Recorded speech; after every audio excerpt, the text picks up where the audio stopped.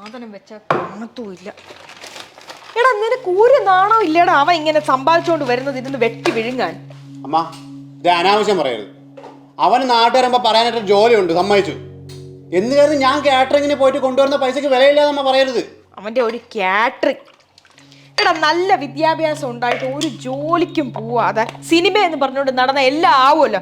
നീ ഒന്നും ഒരു കാലത്ത് സിനിമ കുടിച്ച് നന്നാവാൻ പോണില്ല. പ്രാഗല്ലേ അമ്മ.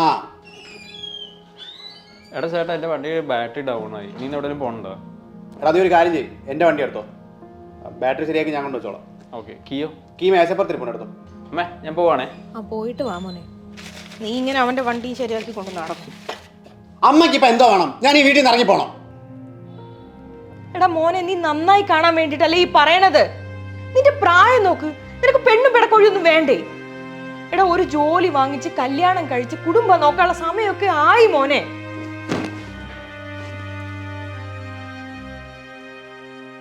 അപ്പൊ അതാണ് കാര്യം. എടാ നീ കെട്ടിക്കാണുള്ള ആഗ്രഹം കൊണ്ടല്ലടാ അമ്മ ഇങ്ങനെ പറയുന്നത്. നീ ഒന്നൊരു കല്യാണം കഴിക്കാൻ അങ്ങോട്ട്. എടാ ഒരു വരുമാനമില്ലാത്ത ഞാനൊരു പെണ്ണിനെ കെട്ടി എങ്ങനെ അവളെ നോക്കുന്നാ നീ പറയുന്നത്? നീ അഥവാ വിളിച്ചോണ്ട് വന്നത് തന്നെ അമ്മേരെ വായിരിക്കണം അവളും കൂടെ ഇരുന്ന് കേൾക്കണ്ടേ? എനിക്ക് വയ്യളിയ.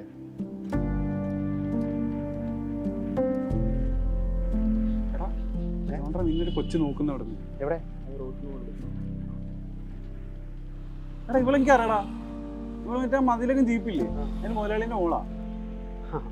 ഇവളെന്താ നേഴ്സ് എന്താന്നാ തോന്നുന്നത്. ഇനി ഇതാണോ പണിക്കര് പറഞ്ഞ പെൺകുട്ടി? ചിലപ്പോ ഇവളായിരിക്കും അളിയാ. ആ കൊച്ചുമോട്ട് വരുന്നുണ്ട്. എന്താണ് ആ ഉദ്ദേശം?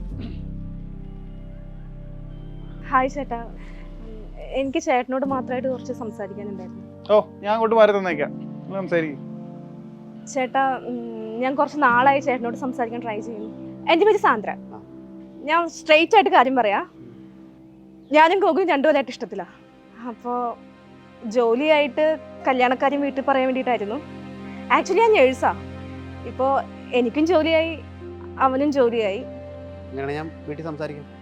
അല്ല, പക്ഷേ അവൻ പറയുന്ന ചേട്ടനെ കല്യാണം കഴിഞ്ഞിട്ട് മതിയെന്നാ. പിന്നെ അവൻ പറയുന്നതിലും കാര്യമുണ്ടല്ലോ, ചേട്ടനിരിക്കുമ്പോൾ അനിയൻ എങ്ങനെ കിട്ടുക? ചേട്ടൻ എത്രയും പെട്ടെന്ന് കല്യാണം കഴിക്കണം.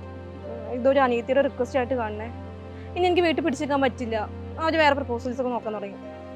അയ്യോ, എൻ്റെ ബസ് വരാറായി. പിന്നെ നമ്മൾ കണ്ട കാര്യം ഗോകുലിനോട് പറയല്ലേ. ശരി ചേട്ടാ, ഓട്ടെ. കല്യാണം കഴിക്കണേ, ബൈ.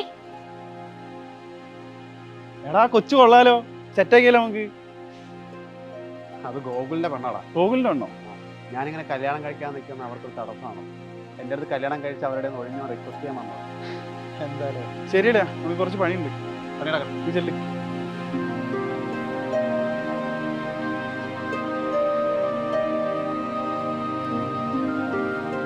ചേട്ടാ, എനിക്കൊരു കാര്യം പറയാനുണ്ട്.